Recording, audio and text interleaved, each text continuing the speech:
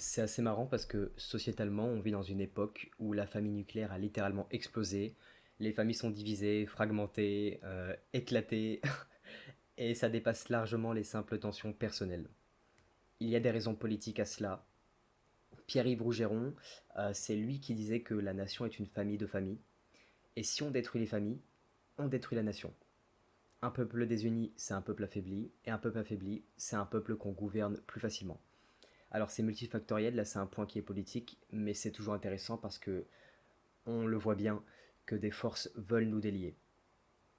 Ce contexte de déracinement généralisé, de perte de repères familiaux, a des conséquences profondes sur notre santé mentale, notre capacité à guérir, à nous reconstruire, à récupérer.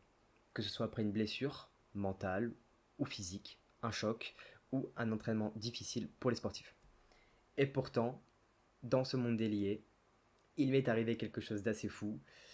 Quand j'ai commencé l'athlétisme il y a quelques années, j'ai rencontré une femme formidable, une vraie rencontre de l'âme. Cette femme m'a apporté de l'argile verte qui venait tout droit du Maroc. Je ne savais pas trop pourquoi, mais instinctivement, j'ai commencé à l'utiliser sur mes douleurs, sur mes jambes, sur mes muscles fatigués. J'en faisais des cataplasmes, sans réfléchir, comme un rituel intuitif. Pendant 1 an et demi, j'ai appliqué cette argile verte sans me poser de questions, complètement inconsciemment. Et un jour, je découvre par hasard que le nom de famille de mon père signifie littéralement du puits d'argile. Et là, quelque chose s'aligne. Il y a un truc qui clignote. Ma lignée paternelle, sur plusieurs générations, vivait dans la région flamande et ils utilisaient de l'argile rouge pour tout ce qui est construction, les décorations, et de l'argile verte pour les soins, la récupération. C'était une tradition, une mémoire inscrite dans les gestes, dans la terre, dans les corps. Et sans que je le sache, mon corps s'en souvenait.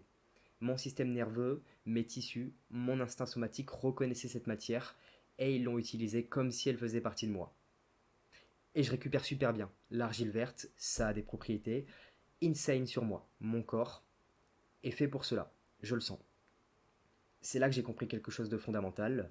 Ce que je vivais n'était pas juste de l'ordre du placebo ou du symbolique, même si ça joue, je vais y revenir.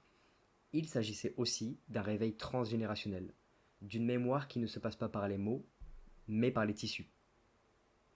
On parle souvent de mémoire cellulaire, mais ce n'est pas un concept flou ou ésotérique, c'est une réalité biologique. Le corps se souvient des gestes de nos ancêtres, de leurs douleurs, de leurs remèdes, de leurs ressources.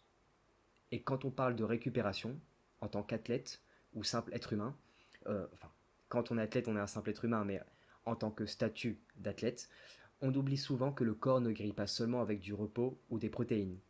Il guérit aussi avec des symboles, avec du sens, avec des ancrages.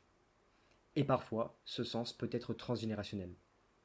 Ce que mes aïeux utilisaient pour soigner leur corps de paysans, leurs blessures de guerre, leur fatigue d'ouvriers, je l'utilise moi aujourd'hui, sans même l'avoir su consciemment à mes initiaux.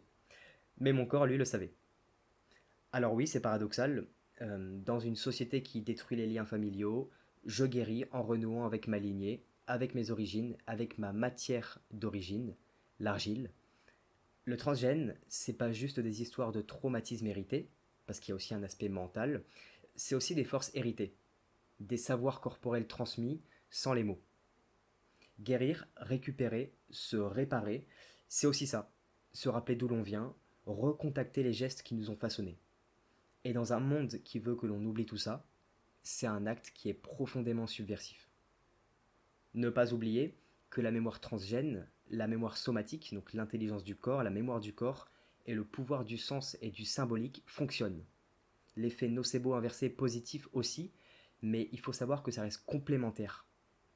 C'est complémentaire à du vrai renforcement ciblé par exemple, et qu'il ne faut pas non plus tomber dans des discours déterministes et mystiques, ne pas naturaliser les douleurs au lieu de les soigner. Merci à vous, n'oubliez pas de rester en mouvement, de créer du mouvement, et à bientôt.